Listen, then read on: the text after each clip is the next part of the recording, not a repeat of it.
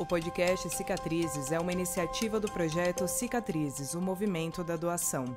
Apresentação, Renata Venere. Realização, Máfia IO e Input Post. Apoio, EMS Farmacêutica, a BTO e a BTX.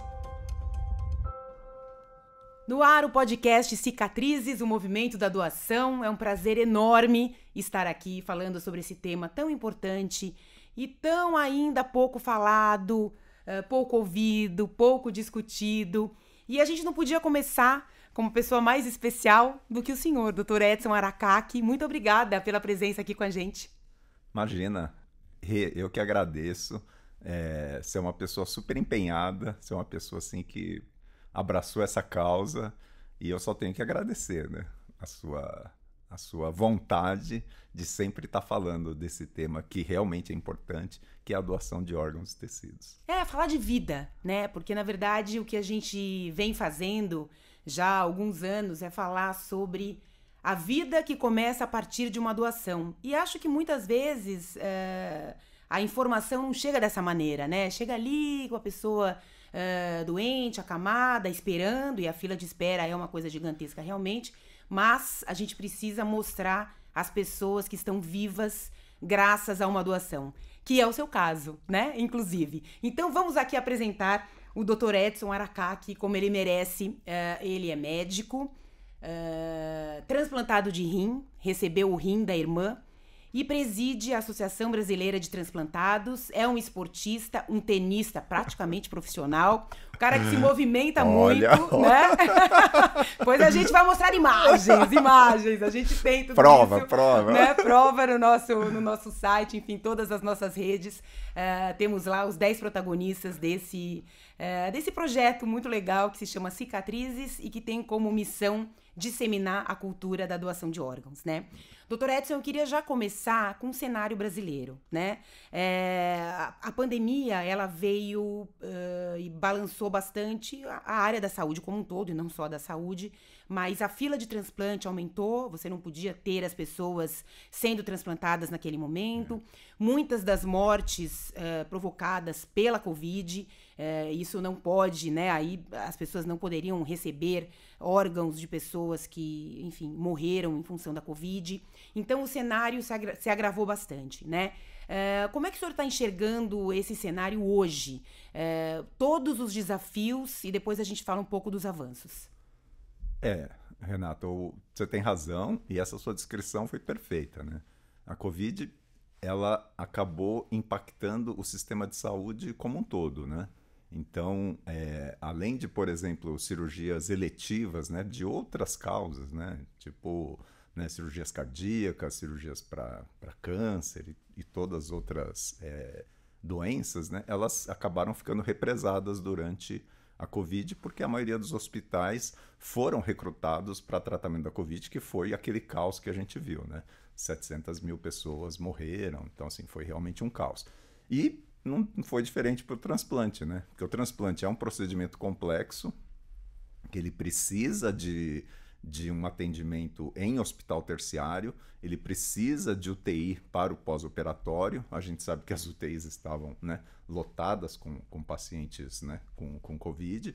Então tudo isso acabou impactando. E isso fez com que, naquele momento, a fila aumentasse muito. Então, naquele momento já passamos aí de cerca de uma fila de 35, 40 mil pessoas para mais de 50, né? E hoje parece que os dados falam que estamos chegando a 60 mil. Por quê? Porque depois da pandemia, né, não houve um retorno à normalidade como o esperado, né, que teria que acontecer, né?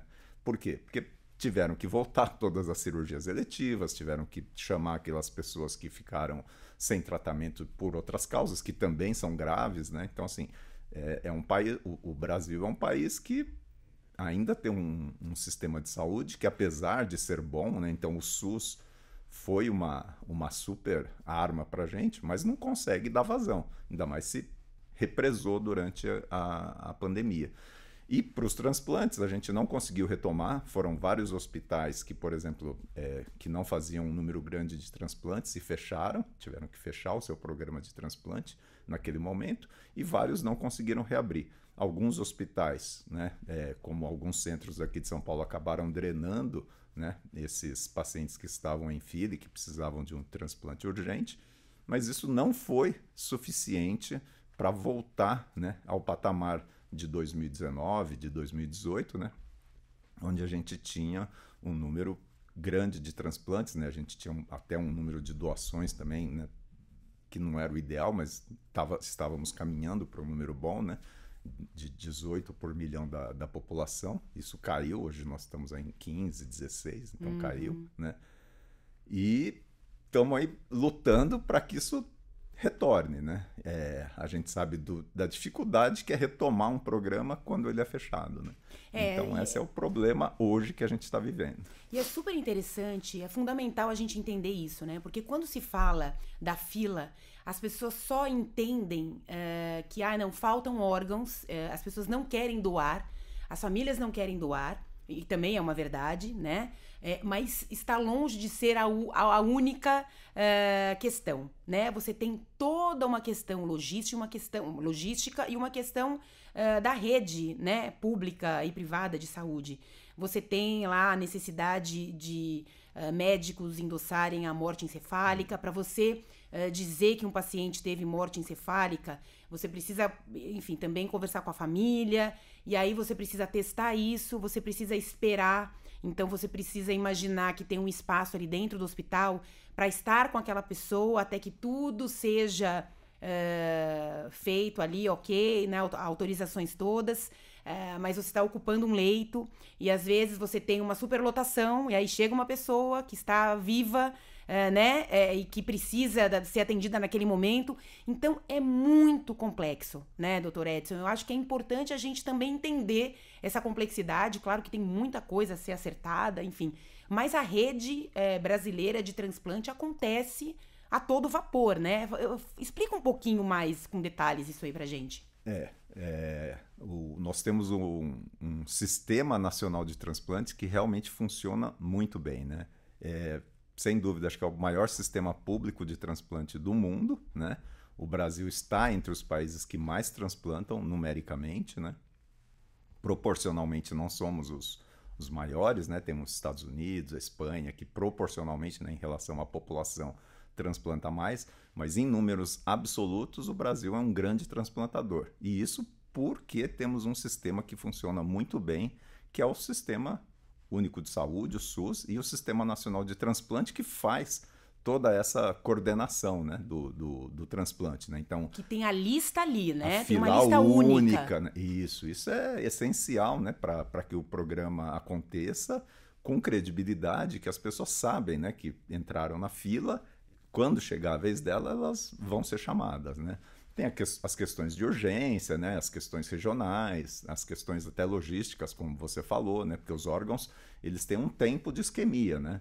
Então, por exemplo, um coração, né? Um pulmão que pode ficar só, no máximo, 4 horas, né? Fora do organismo humano, né?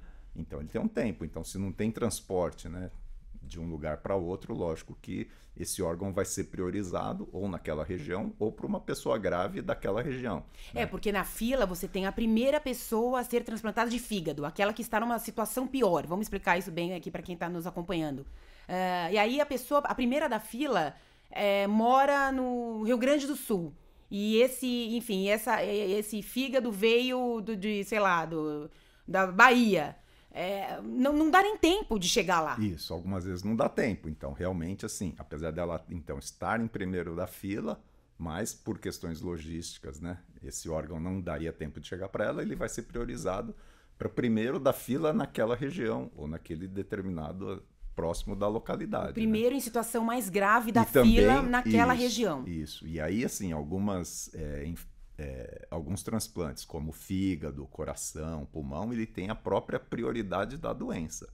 Então, por exemplo, se a pessoa entrou numa insuficiência hepática, que se não transplantar nas próximas horas, ela realmente pode morrer, então ela entra, automaticamente ela é alçada à prioridade da fila, né, Porque se ela não transplantar, ela vai morrer. Então ela pode estar lá antes, né? Ela estava lá no, sei lá, 5º, 6º, 7º da fila, mas se ela entrou num nível de insuficiência hepática que é muito grave e pode vir a falecer, ela passa a primeiro da fila, por essa questão de urgência. E assim é com o coração e com o pulmão também, né? Então isso é muito importante, porque algumas vezes as pessoas falam, mas eu estava na fila, mas aí passaram. Tem esses temas que devem ser considerados, né? A prioridade por urgência, a prioridade pela logística, né? Então tudo isso aí entra em questão. E a prioridade não, e algumas vezes a compatibilidade, né? Claro. O órgão pode não ser compatível para aquele primeiro da fila, né? Então tem tudo isso aí que são algumas variáveis, né? Algumas das várias, né? Que podem entrar nessa avaliação. Nossa, tem muito detalhe, né? Tem bastante detalhe atrás de detalhe e a gente ainda vai falar bastante sobre a importância de a gente falar sobre esse assunto com a nossa família, porque falar sobre morte, a possibilidade de algum dia não estar mais aqui, é a única certeza que a gente tem nessa vida, inclusive, né? Que em algum momento a gente não vai estar aqui. Mas é um assunto que não permeia aí a sociedade, né? As pessoas não querem falar sobre isso. E na hora que o negócio acontece, aí não se falou, não se conversou e fica muito mais difícil, né? De falar desse assunto. Enfim, esse é um dos problemas também. Agora, na sua opinião, doutor Edson, o que o senhor acha que falta para que o número potencial de doadores, né, no Brasil seja efetivamente o número de reais doadores, né? Porque, segundo números recentes da Associação Brasileira de Transplante de Órgãos, né, a ABTO, esses números mostram que a gente poderia ter uma doação 4 vezes maior do que a gente tem. Por que ainda o número é esse? Nossa, Rê. Temos tempo? Olha, nós vamos ter tempo. Continue com a gente no ouvidinho, que o podcast aqui, Cicatrizes, o Movimento da Doação, tem muita coisa para esclarecer. Não, esse é um tema bem importante e que eu não sei se tem assim uma resposta, né? Porque primeiro envolve tanto questões técnicas mesmo, quanto questões de fundo emocionais, de crença, né, do que as pessoas acreditam.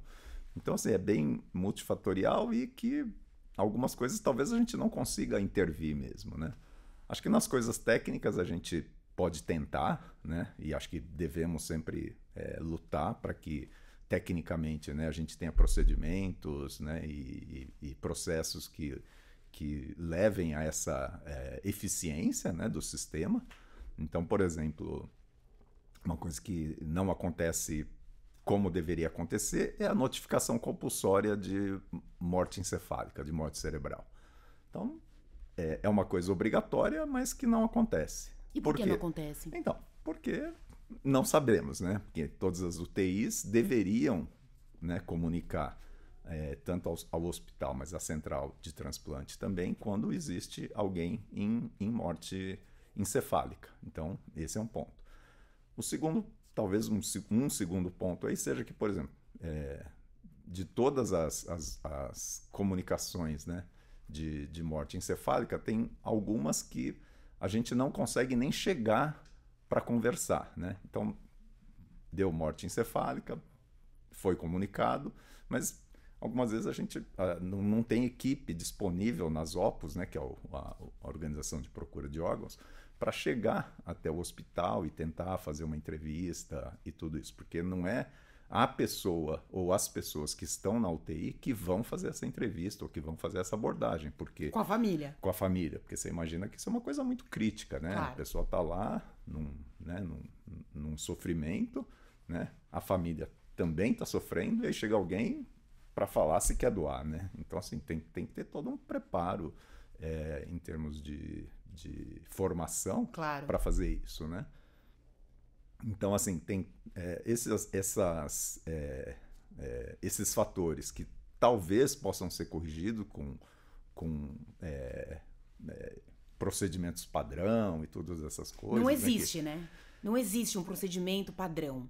E pensando no Brasil, um país com essas dimensões, né, com essas particularidades regionais, então, Se não existe um padrão, realmente... Cada um faz o que acha que está, né, mais correto naquele momento, né? E também entra um pouco do tema do que as pessoas acreditam, né? Então, assim, nosso país, né, é um país religioso, né? Então, assim, todo mundo sempre acredita que alguma coisa possa acontecer até o último momento, né? Então, assim, é difícil as pessoas, né, olharem o seu parente, né, que está ali em morte encefálica, mas a morte encefálica, o coração está batendo. Então, ele está vendo no monitor lá que tá batendo, né? E ele fala, pô, mas tá batendo? Então como é que é isso, né? Porque você vê, falta informação. As pessoas não sabem o que é uma morte encefálica, apesar do coração tá batendo. Quer dizer, já não tem mais nenhuma perspectiva, mas o coração é o órgão que simboliza a vida. Sem dúvida. Né? Enquanto tá batendo e tá ali computando. Exatamente. Isso é bem importante da gente esmiuçar um pouquinho. A morte encefálica, a morte cerebral, é o que caracteriza a morte de um indivíduo. Isso. É isso. É isso. Agora, para a retirada dos órgãos, é necessário que o coração ainda esteja batendo? É necessário, porque tá tendo um fluxo, né, alimentando aquele órgão, né, com sangue, ainda mantendo os órgãos, né, de uma maneira que ele ainda fique viável, né? Por isso que a gente comentou um pouquinho antes, né, tem aquele que se chama tempo de isquemia. O tempo de isquemia é a palavra para falta de sangue, né? Então, o tempo que o órgão pode ficar sem sangue depende de cada órgão, né? O rim pode ficar aí até umas 16 horas sem sangue. Então, o rim é um órgão que ele tem bastante maleabilidade, você consegue transportar distâncias maiores. Mas aquilo que a gente falou, coração, pulmão. Fígado, é um tempo menor. Então, por isso que o coração tem que estar batendo, então ele vai estar suprindo ainda, né, com sangue, né, esses órgãos, oxigenando esses órgãos, para quando chegar a equipe retira o órgão e faz o transporte no menor tempo possível, né? Porque, lógico, quanto mais tempo o órgão ficar sem sangue, ficar em isquemia, é pior para o receptor. Muito pior. Então, essa retirada dos órgãos acontece com o coração batendo, né? Ali é uma cirurgia para retirada de órgãos, a pessoa já está morta, né? A morte encefálica já está atestada, e aí são retirados esses órgãos. E a retirada do coração é nesse mesmo esquema. No mesmo esquema, mesma coisa. É o mesmo procedimento. Chega uma equipe, faz a retirada, né? Faz os clampeamentos lá das artérias que precisam ser feitas, retira o órgão e transporta. Como a informação é preciosa e fundamental, né? A gente vive numa onda de fake news, né? De notícias falsas e de muita desinformação e falta de informação, né? São coisas diferentes. Já ouvi algumas vezes de pessoas de perfis muito diferentes, assim. Ai, mas é complicado, né? E aí já parece que aceleraram ali, queriam que ela morresse logo para também vão retirar todos os órgãos e tal. E aí tem o tráfico de órgãos, e aí, né? Então, o que a gente precisa esclarecer a respeito disso tudo, né? Porque essa história, essa informação, né, de que o coração continua batendo, e inclusive ele precisa estar batendo para que os órgãos possam ser retirados e doados a partir de uma parada cardíaca, enfim, os outros órgãos já também não servem mais, né, para doação. As pessoas realmente não sabem disso. Como é que a gente leva essa informação, doutor Edson? Como é que a gente tira essa ideia de que não, vão... Ah, mas tá batendo. De repente a pessoa tá vendo lá na UTI, o coração tá sinalizando. Como é que a gente explica para alguém que não quer perder aquela pessoa? Bom, como que a gente leva a informação? Eu acho que isso que você está fazendo aqui agora, né, esse tipo de podcast é um super caminho, né? Eu acho que isso é o que a gente tem que promover cada vez mais, né? Informações desse tipo, né? Informações, entrevistas com outros médicos que, né, cuidam de transplante. Informação, você que trabalha há quanto tempo com informação, né? Faz um tempinho. Você sabe que é uma coisa difícil, porque é um canal, né, de duas vias, né? Você pode até estar falando o que você acha que está falando, mas você não sabe se a pessoa que está lá do outro lado recebendo está entendendo exatamente o que você está querendo falar, né? Então, assim, por isso que tem que ser constante, né? E tem que ser o mais acessível possível, né? Na linguagem acessível também, né? Da forma acessível, né? Então, assim, como fazer, né? Você perguntou como fazer para melhorar isso, né? É informação, o tempo inteiro, né? E você, de novo, né? Uma pessoa que vem fazendo isso já há bastante tempo, né? Você está lutando, né, nessa causa da doação já tem bastante tempo, né? Então, obrigado. Obrigada a vocês por estarem aqui com a gente. Enfim, a gente precisa saber, né? Conhecer, divulgar. E eu acho que é isso, assim, é esse tipo de informação, porque é uma informação complexa, né? Não é uma informação simples de dar. É uma informação delicada, complexa, né? Explicar morte encefálica é complexo, né? Tem esse tema que você comentou, né? Poxa vida, né? Então agora que eu decidi doar, ou agora que ele está nessa situação, vão acelerar algum processo em termos, né, de fazer, né, evoluir para um óbito, alguma coisa assim. Quer dizer, você vê, são mitos, né, e lendas que as pessoas podem estar pensando aí, e a gente não sabe exatamente como cada pessoa pensa, né? Porque, assim, um fato interessante, né, é que, não sei se você vai lembrar, mas teve uma época que na identidade, já faz tempo, né? Eu sou dessa época, já faz tempo, que a identidade tinha lá se você queria ser doador ou não, né? Mas isso foi tão polêmico no país naquela época, porque as pessoas justamente falavam isso.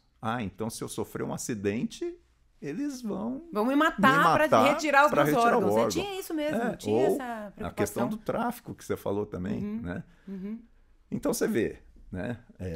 Isso já tem um tempo, acho que tem mais de 20 anos, talvez, 20, 30 anos que foi essa lei. Essa lei, então, acabou sendo né, cancelada. Existe uma nova discussão agora de uma nova lei para voltar ao tema, né, da doação compulsória, mas está em discussão. Hoje em dia você pode colocar na carteira, né, na identidade, né, que agora reúne todos os documentos e tal. Mas mesmo assim, você precisa da autorização da família no momento da sua morte. Então isso, nem tatuar no braço, ou escrever na testa, ou nada, né? Enfim, substitui essa obrigatoriedade de ter a família ali endossando, autorizando, né? E é isso, né? Porque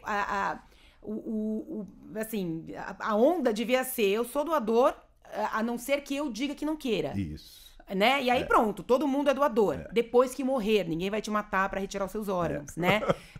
Mas não é assim, né? O que você tem é a família. E também já conversei com tantos médicos, né? E familiares também.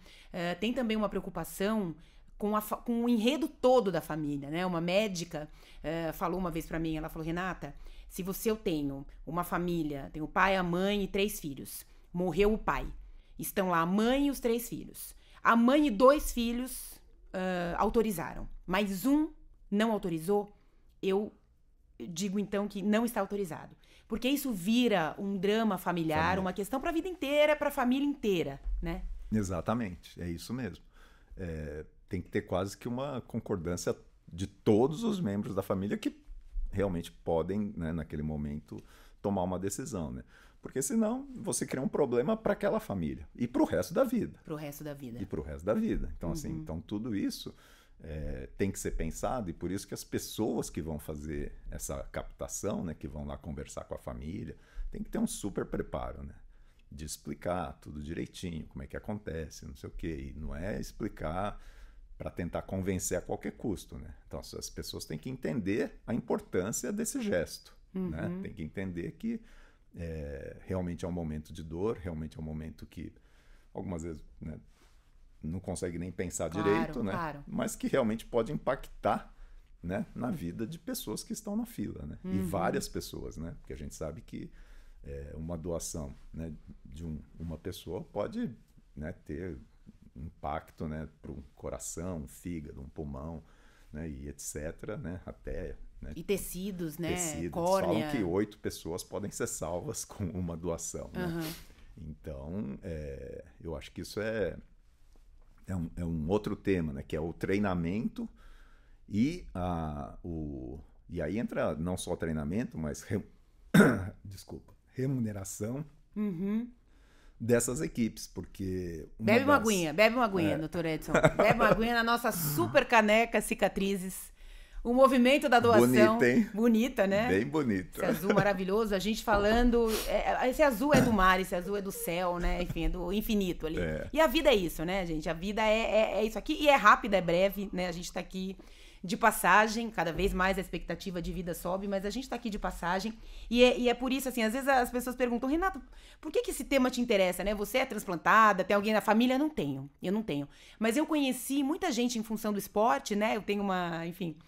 pratico bastante esporte e tal, e conheci tanta gente transplantada, praticando esporte, e no começo ela era uma curiosidade pra mim, né? Eu falava, nossa, tem alguma restrição, tem alguma limitação, tem alguma data de validade do órgão, né? E a gente, enfim, aí eu fui entrando nisso e me interessando, porque realmente eu me interesso pela vida, né? E se a vida de alguém tá terminando, e se isso pode gerar a continuidade da vida de alguém, não faz sentido que a gente não fale sobre isso, né? Então, esse movimento todo aqui, né, do qual o senhor faz parte, eu sou muito grata, é sobre isso, né? Então, divulgue o podcast, ouça o podcast, bota aí no ouvidinho, praticando um exercício, né? Ou no trânsito para se acalmar. Doutor Edson, a gente fala muito sobre... A gente não, né? Enfim, no Brasil se fala bastante sobre a doação de órgãos entre uma pessoa que morreu e uma pessoa que está dependendo do órgão. Mas se fala pouco sobre a doação em vida, né? É o seu caso. O seu caso, o caso de alguns dos 10 protagonistas do projeto Cicatrizes, né? Por que se fala tão pouco, né? O que acontece? É porque a doação, lógico, o ideal é que seja realmente de um doador falecido, né? Depende do órgão, claro, né? Lógico, o coração não dá pra uma pessoa, né? Enfim, a gente tá falando de órgãos que possibilitam, né? Que existe um paradigma, né, na medicina que é o principal paradigma é não causar mal, né? E lógico, né? Então você não vai pegar uma pessoa saudável para ajudar uma pessoa que está numa situação muito ruim, né? Então, um pouco disso, né? Então, assim, lógico que a doação... Isso entra na ética da medicina? Já foi discutido. Lá atrás, quando o transplante estava no início, foi discutido esse tema da doação intervivos, né? Porque o quanto que você retirar um rim ou quanto você retirar um pedaço do fígado poderia impactar na longevidade dessa pessoa no longo prazo. Ou até num procedimento cirúrgico, que é um procedimento cirúrgico grande, né? O quanto isso pode ser deletério ou não. Então, foi um tema discutido eticamente nos primórdios do transplante, mas que foi superado, porque realmente o benefício é grande e porque praticamente não tem nenhum impacto na sobrevida das pessoas que fazem a doação, né? Desde que essa pessoa se cuide tudo, né? E leve a vida bem também. Mas é basicamente isso, né? Então, assim, não se fala muito porque realmente, assim, existe a possibilidade do sistema, né, como um todo, né? Então, assim, se a gente melhorar a notificação, se a gente melhorar a captação de órgãos, se melhorar tudo isso, talvez você não precise de doadores intervivos, doadores vivos para fazer o transplante, né? Agora, sem dúvida, né, é uma modalidade que acontece com frequência, como eu falei, praticamente não causa nenhuma repercussão na pessoa que fez a doação, né? Então, assim, é super seguro. Por exemplo, no meu caso, foi a minha irmã que doou o rim dela para mim e tá super bem, né? Então, até o momento, lógico, né? Porque a gente, até o momento, assim como eu também. Então, assim, é por isso que não tem essa divulgação tão grande, né, de doação, que é diferente dos Estados Unidos. Então, nos Estados Unidos, isso é muito comum, é muito ativo, as pessoas são doadoras, assim... E para pessoas desconhecidas, né? Exatamente. Não é um familiar, doar, né? Não é a sua irmã, né? A mulher de alguém, né? O caso do Mancha e da Camila, enfim. Isso é um tema legal, Renata, porque é isso, né? Aqui no Brasil, você pode doar com um grau de parentesco. Se não tem um grau de parentesco, você tem que ter uma autorização judicial para fazer essa doação, assim, para falar que você não está sendo coagido ou que você está vendendo o teu órgão ou alguma coisa assim, né? Então tem que ter... Tem que ter um grau de parentesco no Brasil, né? Eu sei que nos Estados Unidos nos Estados Unidos, você pode ir lá e falar, putz, eu, né, lá conheci tipo, uma pessoa, ela estava lá é tipo assim, um banco de sangue? Tipo, aí olha, eu quero doar rim. Você se cadastra. Porque você fala, eu tô bem, tô com saúde, quero doar rim, tem gente precisando, eu vou lá. E, enfim, se cadastra e alguém vai usar. Exatamente. Alguém vai ser compatível. Os exames e tem uma certa compatibilidade, você doa. Isso é discutido aqui no Brasil? Já está sendo discutido? É mais ou menos? Em que pé tá? Olha, eu não vejo essa discussão acontecendo. Não vejo. E também não sei se é a discussão para se ter quando a gente tem tantas outras coisas para resolver antes de chegar, né, numa discussão dessas, né? Porque você vê, você colocar uma discussão que talvez só vai polemizar mais ainda, né? Porque aí pode entrar essa questão do tipo de vender órgão, claro. Né? Então eu vou vender meu rim, né? Que é até uma brincadeira, né? Mas é isso. É né? uma brincadeira. Que as pessoas falam, vou vender o rim, né? Então assim, mas pode entrar até no extremo, né? Na verdade, sempre você tem que pensar nos extremos quando você está para tomar uma decisão, né? Então quando você pensa no extremo do que pode acontecer, né? Então é isso, né? Então assim, mas a gente tem tantas outros temas, prioridades, coisas básicas, né? Exatamente, né? Que talvez seja melhor solucionar isso, que ainda também não causa polêmica e tal, e depois, com a maturidade da população e de todo mundo, a gente vai evoluindo, acho que nos temas de discussão também, né? Isso é civilizatório, né? A gente dúvida. Tem que... né? Mas uma é coisa cultural de também, né? é algo que precisa ser, né? Muito discutido, muito debatido. Realmente, você pensar no amadurecimento e no não amadurecimento, né, da sociedade e da sociedade brasileira mesmo para esse tipo de assunto e para outros tantos, né? Realmente, enfim. Vamos falar aqui um pouquinho do seu transplante, né? Primeiro, eu queria entender justamente esse momento da doação, né? Então, o senhor soube do seu... da sua doença, enfim, que era limitante, né, e grave, com 20 anos, né, estava na universidade, foi ser transplantado aos 40, hoje tem 60 e tá aí, né, no auge, tá aí jogando tênis, enfim, botando inveja em todo mundo, tá aí, né, enfim, super bem, super saudável. Toda a história de todos os nossos protagonistas estão no nosso site, então eu convido todo mundo a ir lá, dar uma olhada, ver, né? É legal também visualizar as pessoas, entender com quem a gente está falando. Eu acho que o poder do áudio, né? Do podcast é envolver as pessoas, né? As pessoas ficarem interessadas em saber, e hoje em dia tem a possibilidade, tudo a gente consegue ver também, além de ouvir. Então é um convite para que você vá no nosso site, projetocicatrizes.com.br, e lá a gente tem as histórias desses 10 protagonistas, entre eles o Dr. Edson Aracaki, que está aqui falando com a gente. Como é que foi essa conversa, primeiro com você mesmo, quando super jovem, né, super esportista e saudável, num diagnóstico, e falou, tem aí uma limitação renal, e você vai precisar de um transplante. Transplante, 40 anos atrás, era um negócio que você falava, o quê? O que é isso, né? Tipo, é morte, vou durar 3 dias, né? Não, é um baque, viu, Rê? É uma notícia que, assim, vem... te pega totalmente de surpresa, né? Porque quando você é jovem, você tem a sensação de que você pode tudo, né? Nada vai te parar, né? Você é uma pessoa que vai viver eternamente, né? Você pode fazer qualquer coisa que você planeje, né? Que você sonhe. E quando vem uma notícia dessa, na verdade você pensa, né? Nem é que você pensa, mas você fala, putz, eu vou morrer então, né? Não é que você pensa que começa a ter uma análise filosófica do tipo da finitude da vida, né? Não é isso. Você fala, pô, vou morrer, né? Danou-se! Posso morrer, ferrou claro, tudo, né? Claro, como assim? Porque eu tô aqui. Então, isso é interessante, porque, lógico, isso impactou em todo acho que a minha maneira de ser desde então, né? Então, desde aquela época, sabendo, né? E como você falou, né? Quando eu recebi a notícia, que foi 1983 ou 4, por aí, não sei. naquela época o transplante realmente ainda já tinha, né, técnicas, tudo, não sei o quê, mas a sobrevida era muito pequena, né?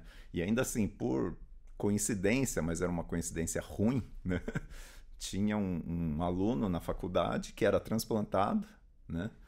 E aí, assim, ele transplantou, acho que no início da faculdade, e ele faleceu antes de se formar. Uhum. Então, assim, ele teve uma sobrevida de 4 ou 5 anos. Você teve ali aí, aquela presença. Essa era aquela referência, a referência que eu tinha, né? Falei, putz, 4 anos e acabou. Transplanto, 4 anos e acabou, né? Então, assim... E ele era debilitado? Então, naquela época a imunossupressão era muito mais pesada, né? Uhum. Era diferente, os medicamentos eram diferentes, né? E acho que também a forma como o tratamento acontecia, se achava que realmente tinha que imunossuprimir muito, bastante, né? Com bastante corticoide. Então, na verdade, ele acabava tendo muitos eventos adversos por conta da medicação. Certo. Né? E eu acho que também, como ele teve um pré-transplante, aí eu não sei direito a história dele, mas assim, você via que ele era muito debilitado mesmo, mas porque provavelmente ele fez muito tempo de diálise, né? Não sei direito, né? Mas quem faz muito tempo de diálise tem um fenótipo ali, né? Tem um tipo físico, né? Já é muito debilitado. Entra para cirurgia já completamente debilitado. Né? Então, assim, essa era a imagem que eu tinha na minha cabeça, né? Então, é lógico que isso impacta toda a maneira como você pensa, e, né, como é que você se comporta e tudo isso, né? Então, eu lembro, né? E isso... eu conversava muito com a Jaque, que já era minha namorada na época, que depois eu acabei casando com ela. Doutora Jaque, um beijo pra ela. Médica também, pneumologista. Pneumologista, né? E a gente falava, né, que, putz, né, assim, não dá para ter coisa de longo prazo, né? Então, tudo é curto prazo, né? Tudo tem que resolver agora. Se tem que fazer agora, né? Se as coisas são ali, e meio que imediatas, né? E assim foi o tempo inteiro até o meu transplante, né? Que, assim, então eu fui diagnosticado aí com uns 20 e poucos anos e eu fui fazer o transplante com 40, né? Então foram 20 anos de só perda de capacidade física, né? Então você vai... hoje eu falo isso, né? Mas na época talvez eu nem pensasse nisso, mas hoje eu falo porque, assim, na verdade você está morrendo a cada dia, né? A cada dia que passa você morre um pouquinho, né? Morre um pouquinho porque você vai perdendo, né? Você perde... massa muscular. E você vai sentindo isso fisicamente, né? Você vai debilitando. E com noção de que isso está acontecendo, né? Lúcido, enfim. Então, assim, isso é o que vai acontecendo, né? Pelo menos no transplante renal. Os outros transplantes talvez sejam até mais dramáticos, né? Se você pegar uma pessoa que precisa de um coração, de um pulmão, né? Você imagina você passar tudo isso com uma falta de ar tremenda, que você não consegue caminhar, dar 2 passos, né? E aí, esse é o tema, né? E aí, no transplante de rim você ainda tem ali uma sobrevidinha, né? Porque você pode entrar num programa de diálise e tal, até aguardar um órgão, né? Só que aí... O senhor fez? Então, esse foi o meu grande benefício, talvez, né? Porque eu não fiz, né? Então, porque a minha irmã, né? A gente, né, teve uma conversa, né? Chegou no momento em que você entraria nesse esquema da diálise ou, enfim, transplanta agora, senão... Porque a diálise, ela vai dando um tempo até que o órgão venha, é isso? A diálise é o tratamento alternativo para quem tem insuficiência renal crônica, né? Porque assim, os rins param de funcionar, então todos aqueles, né, metabólitos, o que o sangue tem que ser filtrado, né? Que o rim é um grande filtro, né? A diálise funcionaria como isso, né? Então o sangue passa numa máquina fora do corpo, faz todas as filtrações que devem ser feitas e volta para o corpo, né? Só que isso, na verdade, é um procedimento que, lógico, né? É super bom para quem está na insuficiência renal crônica, mas também debilita muito, né? Expolia demais e acaba com a tua qualidade de vida, né? Porque você tem que fazer esse procedimento 3 vezes por semana, 4. E é no hospital, se interna, você fica lá um dia inteiro, fica, né? Enfim, fazendo. Claro. Então, a assim, vida é ali, no hospital. A vida muda pro ambiente da diálise. Claro. Né? Tanto é que, assim, tem estudos de qualidade de vida que falam justamente disso, né? Dessa aproximação que se cria nos pacientes que fazem hemodiálise, né? Do grupo de pacientes, das pessoas que atendem, né? Então, assim, se cria realmente um relacionamento muito forte ali, né? Uma identificação, né? Exatamente. Claro. Né? Então, é isso que acontece, né? Então, assim, para mim isso não aconteceu, porque quando o meu rim chegou no momento que ele não filtrava mais nada e que eu precisaria entrar num processo de hemodiálise, aí eu recebi o transplante, né? Eu recebi o rim da minha irmã, da Cristina, né? E aí, assim, mudança total, né? Completamente uma mudança de vida, assim. Eu lembro, né? E é quase imediata? É imediata. Impressionante. É imediato. Pro rim, é imediato. Você acorda no dia seguinte na UTI, você é outra pessoa. Você tem fome, parece que voltam algumas sensações que eu não sei nem descrever direito, mas o que eu lembro é a sensação de fome, de paladar, sabe? Você sente as coisas, então assim, volta, é como se voltasse, te desse uma carga de energia, sabe? Você tá ali meio né, pegando no tranco e de repente uma carga de energia e assim, você volta, né, você ainda tá fraco, você tá sem músculo, você tá todo mas assim, é impressionante a vontade, você fica com vontade. Então, agora, né? Agora vai. Revivi, né? E do momento em que você falou com a sua família e a Cristina falou, eu vou doar, e aí entra, claro, né, todos os testes, entram os testes todos de compatibilidade e tal. Quanto tempo isso demorou e como é que foi o dia que vocês foram juntos pro hospital? Em algum momento você pensou, puxa, será que eu vou causar algum mal pra minha irmã de saúde? Isso permeia ali você? Permeava, sim, na época? Sim, esse na verdade era a minha grande preocupação, né? São muitas emoções, né? Para o senhor tudo bem falar sobre isso? Quando se conseguir, porque aqui, enfim, fique absolutamente à vontade, mas não, é isso, né? Bem. A gente realmente é muito emocionante, claro. E essa é a grande Doutor preocupação. Edson, é amor, né? É amor, envolve tudo isso. Então, o amor que bom, né? Se todo mundo conseguisse com ele conviver com as pessoas, não só as pessoas conhecidas, mas as desconhecidas, né? Porque eu acho que não só no Brasil, mas no mundo.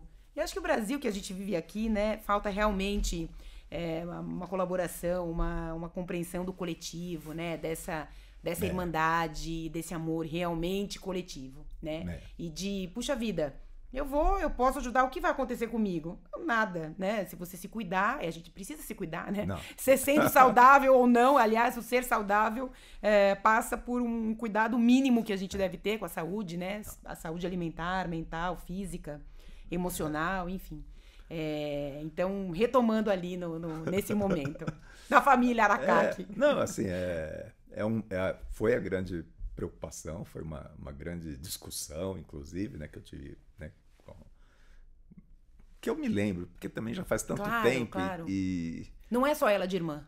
Eu tenho uma outra que também era candidata, né? Só que a Cristina foi a mais compatível naquele momento, né? Mas as minhas duas irmãs se prontificaram a doar, né?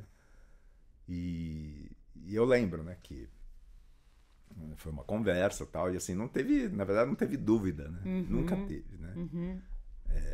Por parte delas, né? Sim. Nem só delas, né? Dos meus pais também, né? Então, e da Jaque. Claro. Nunca... É a família, né? Os pais estão ali, olha, vamos todo mundo ajudar aí, né? Estamos precisando. Mas é isso, assim, tem essa preocupação, foi a minha preocupação, principalmente, né? Porque é uma cirurgia grande. E incrível, mas a cicatriz do doador é maior do que a cicatriz. Por quê, hein? Porque, pelo menos no caso da minha irmã, a retirada foi por trás, né?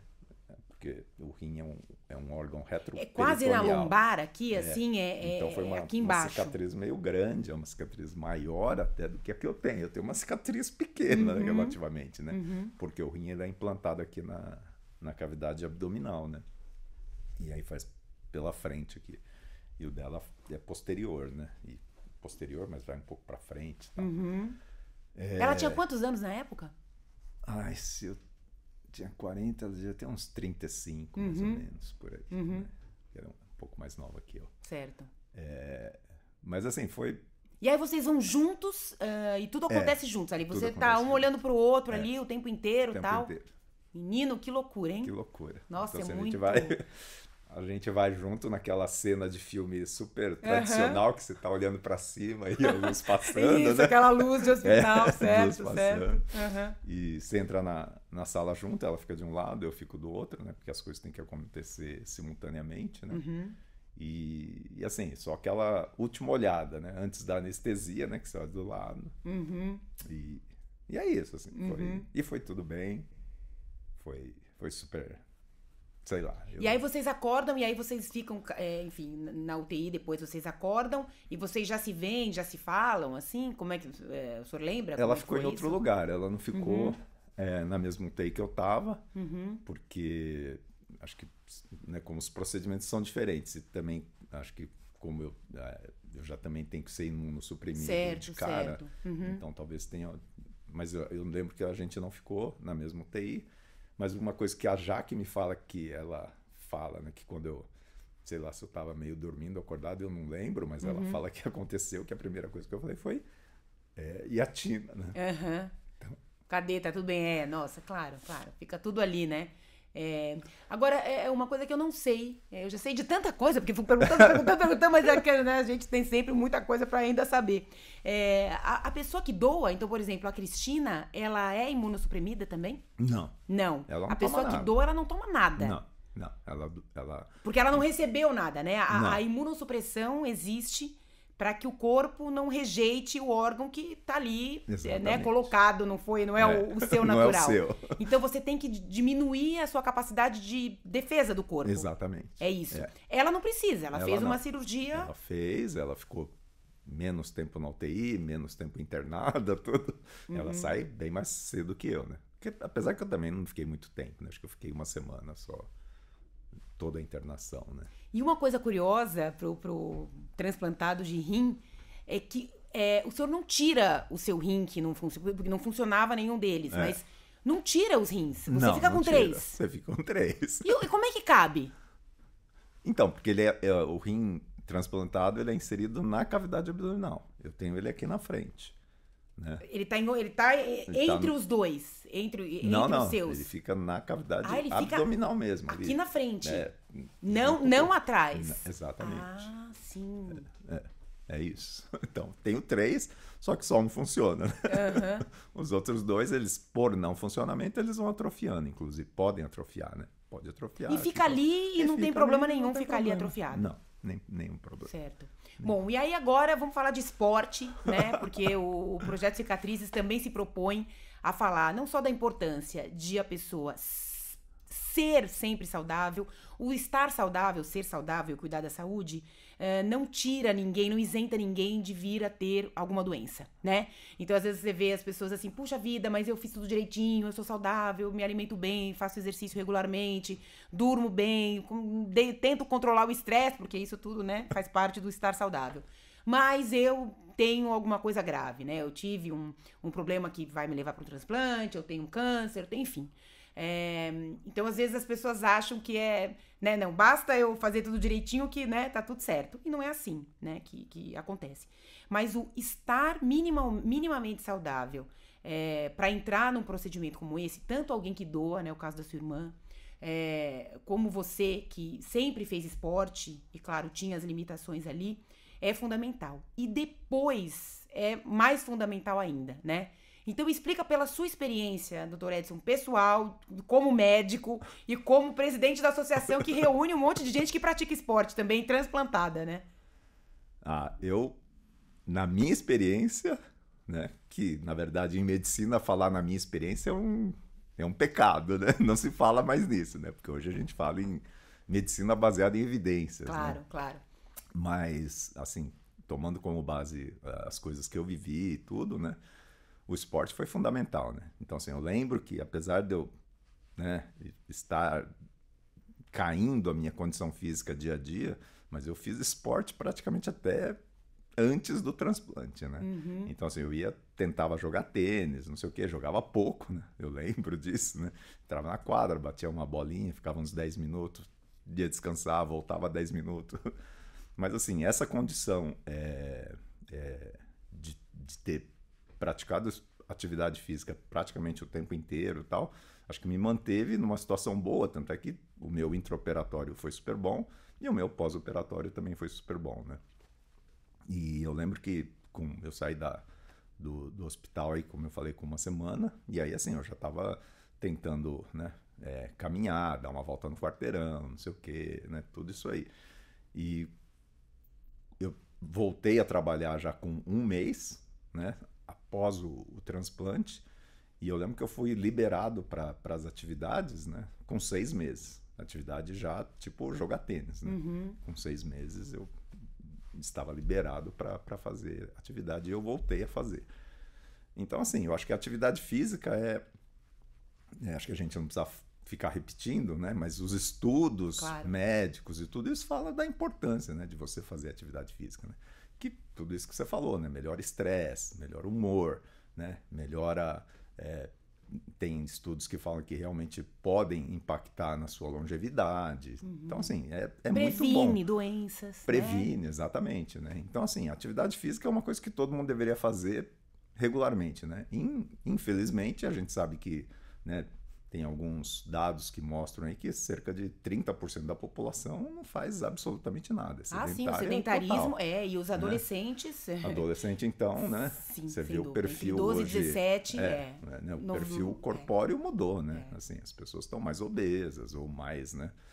Tendendo à obesidade, tudo isso aí. Tem uma epidemia, né? Uma pandemia de obesidade e sedentarismo. Exatamente. Que não leva todo mundo ao mesmo tempo para o hospital, mas o que os médicos estudiosos, né, e a ciência já comprova é isso, existe.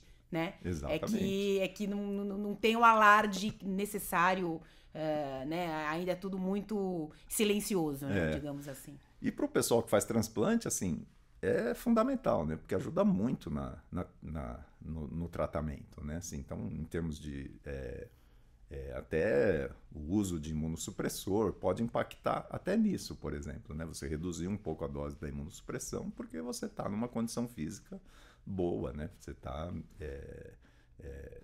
bem preparado, né? Porque o exercício físico, ele melhora a nossa imunidade. Exatamente. Né? Então, ele ajuda e, de repente, dá para diminuir um pouquinho a imunossupressão ali medicamentosa. Exatamente. Isso? Então, assim, tudo pode contribuir, né? E como, lógico, você toma medicamentos tipo corticoide, né? Que eles impactam tanto no acúmulo de gordura, como retenção de líquido, né? Então, assim, você praticar esporte vai ajudar a combater esses efeitos desse tipo de medicamento, né?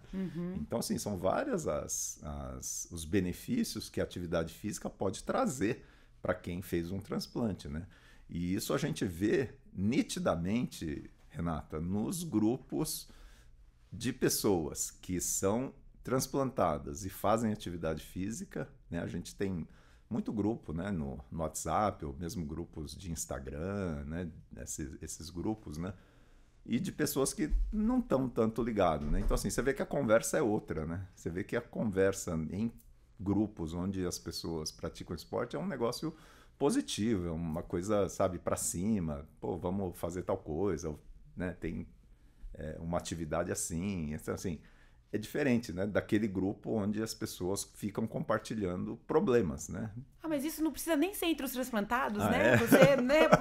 Porque qualquer pessoa que tem... Porque, claro, e também aí os psiquiatras explicam muito mais, né? Claro que existem reações distintas, as pessoas são muito diferentes, né? E tem um histórico também, tem a forma de enxergar a vida, né? O mundo... Mas, sem dúvida nenhuma, é muito mais positivo, né? Porque você tem ali, e as pessoas que praticam esporte estão cheias de dor o tempo inteiro, dói aqui, dói ali, não sei o quê, né? Mas você vai indo e você fala, puta, não tô muito bem não, mas eu vou, enfim. Exatamente. E aquilo, invariavelmente, né, te dá, realmente, tem a liberação de hormônios, né? Os neurotransmissores os deixam mais felizes, bem-humorados e leves, né? Embora tenha ali a dor acontecendo. Mas, sem dúvida, tem uma positividade. verdade, né? E tem mesmo, e assim, o grupo de transplantados que praticam atividade física, né? Porque a gente viu isso nos jogos, a gente tem os jogos mundiais para transplantados, a gente tem os jogos brasileiros, né? Para transplantados, né? Assim, o astral é muito bom. Os Jogos Mundiais é uma Olimpíada para transplantados, né? Que acontece de 4 em 4 anos. 2 né? anos. Acontece de cada 2 em 2? cada 2 e anos. esse ano foi na Austrália. Esse ano o senhor foi na Austrália. Eu fui. Jogou? Joguei. Jogou, e aí? Temos medalhas? Então, eu e o meu parceiro de sempre, né, que é o Haroldo Costa de Brasília, que também é um transplantado renal, a gente trouxe uma medalha de bronze. Mas cadê essa medalha aqui que a gente não vai lá? Por favor, né? Tem que trazer, gente. Então. Ai, modesto, doutor Edson, sempre modesto. A gente vai providenciar uma foto do doutor Edson nas nossas redes com a medalha dele. Aí é tênis em dupla. É isso. Tênis em dupla, porque no simples tá ficando difícil, né? 60 anos já tá ficando mais complicado. E tem categoria também? Como funciona? Funciona por categorias de idade, na verdade. Não é por categoria de transplante. Então, você pode jogar com alguém transplantado de pulmão. De pulmão, de coração. Isso que é o legal, né? Na verdade, para justamente mostrar que, assim, na verdade não existe... né, claro, com a devida recomendação médica e tudo, né? Você pratica esporte tranquilo como qualquer e pode até, eu também já li algumas coisas a respeito, né? Que a limitação, ou não sei se essa é a palavra melhor, mas de uma pessoa transplantada de coração e de pulmão, talvez fosse um pouco... A situação, talvez fosse um pouco mais complexa, fisiológica mesmo, do que alguém transplantado de rim. E que isso poderia, então, tem gente que acha que esses jogos poderiam ser por categoria de transplante, né? Mas aí muda, né? Não. Muda o espírito do negócio, né? Que é você estar lá vivo. O gostoso é você estar lá conversando com todo mundo que passou uma situação difícil e tá lá, sabe? Participando, né? Mostrando essa vitalidade, né? Isso que é o legal, né? Então, assim, é uma competição. Claro. E é uma competição difícil, né? Mas ele tem um outro propósito também, né? Que é justamente falar do transplante, falar da doação de órgãos, né? E falar que, assim, não é para ter segmentações, né? Não é para ter... Porque inclusivo, né? O transplante, assim... Se você pensar, o transplante é o tipo de procedimento que ele é o mais inclusivo possível. Né? Você depende de outra pessoa para ter aquilo. Resolução, e qualquer pessoa. Então, assim, se a pessoa é homofóbica, né, ele pode receber um órgão que você não sabe de quem é. Se a pessoa é misógina, né, também, meu órgão é da minha irmã. Claro, né? claro. Então, assim, é o procedimento provavelmente mais democrático que existe. Didático, né? Didático. Eu lembro da Liege Galtério, uma das 10 protagonistas do projeto Cicatrizes. Vou convidar de novo você aí no nosso site, nas nossas redes, para conferir o nosso material. São 10 pessoas que vivem intensamente, de idades diferentes.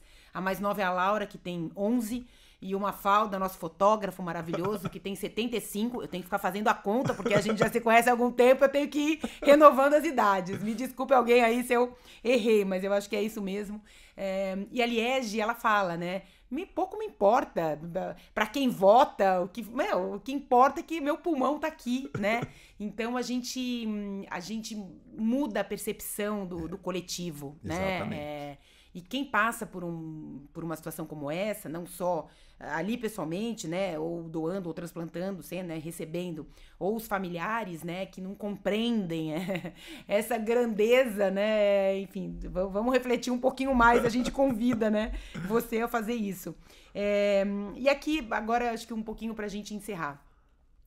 Tem muita gente ainda que acha, que tem medo de fazer esporte depois do transplante, né? Puxa, mas né?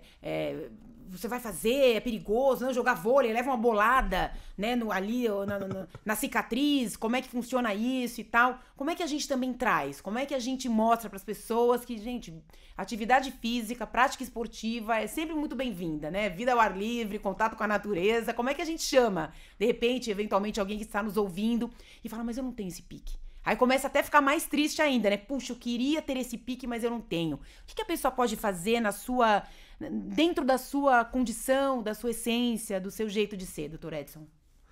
Bom, atividade física realmente você tem que ou gostar ou pegar o gosto, né? Senão... Ou ir na força do ódio, né? Como dizem por aí. Sei lá, né? Mas o que todo mundo fala, né? Que é assim, uma caminhada todo mundo consegue fazer, pode fazer, não requer equipamentos, né, específicos, né? Você pode fazer em qualquer lugar, né? Então, assim, quando a pessoa não faz nada, geralmente começa por uma caminhada, né? Uhum. As mulheres, principalmente, pode até começar com, sei lá, dança, né? Mulher gosta mais de dança. E homem não pode dançar, doutor Edson? Não pode, mas é que mulher gosta mais, né? Você acha? Você tá falando por você, né? É a Jaque. A Jaque vai bem na dança, mas ela não tem parceiro na dança? Você deixa ela dançar? Tem. E é o senhor. Ah, não. Então tá bom. Tudo mas certo. Assim, você tem que achar a sua atividade, claro, né? Claro. Mas assim, por exemplo, voltando lá para os jogos, a gente tem até atividades que nem exigem tanto preparo físico, né? Então, por exemplo, a gente tem dardo, arremesso de dardo, a gente tem bote, talvez precise um pouco, né? É um esporte parecido com bote, né? Mas o arremesso de dardo olímpico, né? É um outro tipo de esforço, né? O atleta, vão brigar comigo se eu não falar isso aqui, gente, por favor, atletas do dardo, claro. É bastante complexo, tem uma força, enfim, é um treinamento completamente diferente. É claro que guardadas as proporções ali, né, de um atleta olímpico, né, enfim, que é profissional do esporte, não é o caso do transplantado, que tem outras profissões e está ali praticando um esporte, né, mas todos os esportes, e o dardo é olímpico, né, isso eu não sabia, legal. Não, super o importante. Dardo é olímpico? Super importante. Não sabia.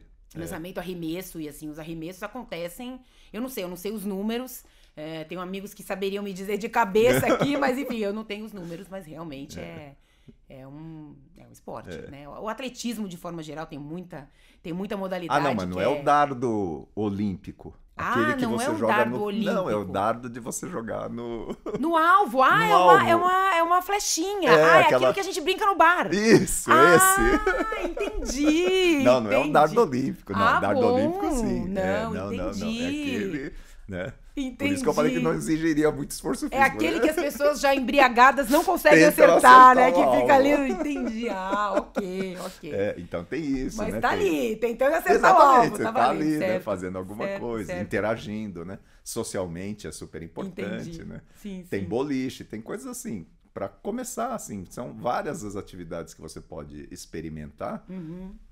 E ver qual te Olha, dá boliche, mais... a depender do grau de competitividade da pessoa, vira um negócio sério. Vira. Então, exatamente. Eu respeito o boliche, porque vira um negócio sério o boliche, né? Tem o pessoal que gosta só de brincar, mas tem o pessoal que... E boliche é uma competição séria. Sem dúvida, né? sem dúvida. Mas então, assim, é só para mostrar que, assim, se você realmente estiver interessado, são diferentes coisas que você pode experimentar e ver qual te dá mais, né, prazer.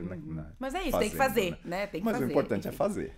Vai dar um jeito de gostar, Vai dar um jeito de gostar. E tem os jogos no Brasil também, certo? E tem os jogos no Brasil também, Que é anual? Então, a gente estava tentando fazer a cada 2 anos, no intervalo dos jogos mundiais, né? Mas aí entra aquele velho problema crônico do Brasil, né, que não incentiva o esporte muito. Então, né, se o esporte profissional de alta performance tem dificuldades, imagina o esporte amador, né, de transplantado, né? Então, assim, a gente já fez 2 edições, a gente estava tentando aqui em São Paulo fazer para esse ano, né? E a gente está em conversa com o pessoal da Secretaria de Saúde para ver se a gente consegue fazer. Então, assim, tem um pessoal da Secretaria de Saúde aqui de São Paulo, da Central de Transplante, né, que é o João Herbes, a Natália, são pessoas que estão super empenhadas em tentar fazer com que a gente tenha os Jogos Brasileiros aqui em São Paulo esse ano ainda. Mas a gente está tendo algumas dificuldades, não sei se vai dar, pode ser que dê. Alô, né, gente? Dirigentes, enfim, autoridades, Estado, né? Enfim, governos de várias esferas. É saúde, esporte, educação, tudo isso está envolvido nesse assunto que a gente está tratando tudo aqui, isso, né? Tudo isso. A pessoa que se cuida mais, que tem mais educação, a educação voltada para isso, né? Falta no nosso currículo escolar a gente ter educação alimentar, educação financeira, educação sexual, educação de todos os tipos, né? Porque é isso que nos forma cidadãos, Exatamente. né? Por isso que tá todo mundo aí, enfim, né? Que coisa louca. Doutor Edson, a gente acabou. Aqui, enfim, o nosso episódio hoje, Dr. Edson Aracaki, médico transplantado renal, recebeu um rim da sua irmã, Cristina, e vive com muita saúde, sempre sorrindo. O senhor é o japonês mais sorridente que eu conheço. Temos o Guito também aqui na nossa equipe do Cicatrizes, que também é sorridente. Mas o senhor é muito sorridente, né? A gente se fala já há tanto tempo, é um prazer enorme conviver com vocês, enfim. Mesmo, saber da sua história, né? Saber do seu empenho para que outras pessoas também possam viver plenamente, né? Enquanto a gente está aqui, eu acho que é não dever, porque dever é um verbo muito opressor, né? Mas é tão bom quando a gente percebe que é curto, né? E vamos fazer desse momento, né? Todos eles os melhores que a gente possa, enfim. E eu queria que o senhor terminasse aqui com a gente mandando assim uma mensagem, né, para as pessoas que estão nos ouvindo, sejam pessoas envolvidas com o assunto, né, do transplante, da doação de órgãos, pessoas que estão pensando no assunto, pessoas que não têm nada a ver com esse assunto e estão aqui curiosas, né, porque é informação, né, e é sentimento que a gente traz aqui, para a gente terminar esse nosso primeiro, a estreia do podcast Cicatrizes, o movimento da doação. Nossa, Rê. Eu que agradeço, obrigado. Você é sempre super especial. E assim, acho que essa é uma luta contínua, né? Você sabe bem disso. A gente, né, já conversou disso algumas vezes. E assim, o que eu posso falar? Eu posso falar que assim, as pessoas que realmente... as pessoas procurarem, né, mais informações, procurarem entender tudo isso aí, né? Começar a discutir esse tema da doação, porque é um tema importante, é um tema que ele é amplo. Então, na verdade, se você discutir doação, você começa a discutir uma série de outras coisas, né? Que foi aquilo que você falou. A doação, ela envolve uma amplitude de assuntos, né? E eu acho que isso é o que falta, né? Então, assim, entrar lá no site do Cicatrizes, né? Procurar essas informações, né? Pode entrar em contato com a BTX também para saber mais informações, na BTO, né, que é a Associação Brasileira de Transplante de Órgãos, né, que é mais médica, mais técnica, né?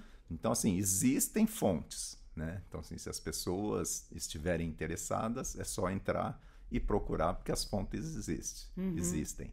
E conversar, né? Assim, né? Podem mandar mensagem, não sei o quê, né? Que também a gente está sempre aberto a bater esse papo, que eu acho que é super importante. Sem e dúvida. agradecer a você, né, Rê? Porque você está sempre aí A gente nessa agradece. batalha. A BTX é uma associação de transplantados, né? E as pessoas encontram vocês como, Dr. Edson? Dá aí um canal. Encontram no site, né, www.abtx.com.br, ou no Instagram. A gente tem um Instagram, BTX Transplante também, que também a gente está à disposição lá também. Ótimo. E no site do Cicatrizes, Projeto Cicatrizes, você vai encontrar o Dr. Edson batendo a bolinha de tênis para ver como o cara é bom com a raquete na mão. É muito bom. Dr. Edson, um beijo. Muito obrigada. Um beijo, Rê. Obrigado. A gente volta com mais episódios, mais histórias, mais doação, com muito movimento. Cicatrizes, o movimento da doação. Até mais.